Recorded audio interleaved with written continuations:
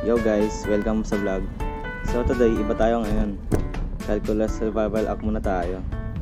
So ako nga pala si Justin Sigana and papakita ko sa video kung paano ako napunta from chill student to someone na kinakabahan bawat quiz. So yun, tara. So before school, ginagawa ko lang is tumambay, tawanan, wala masyadong iniisip. So akala ko magiging smooth yung school life ko. Hanggang dumating yung calculus. Nung first quiz, literal na bagsak talaga. Walang pumasok sa utak ko nun. So doon ko na-realize, kailangan talaga mag-aaral.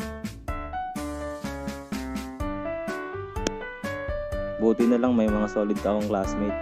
So shoutout kanila Chelsea at Raisa May. So sila nagbuhat sa akin sa calculus. So habang tinuturuan nila ako, doon ko nalaman yung mga derivatives na para bang, yun pala yun.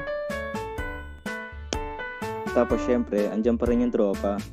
Yung tipong sasabihan ka ng, pre, review lang, kaya mo yan, huwag kang susuko. Sa totoo lang, malaking bagay sa akin yun.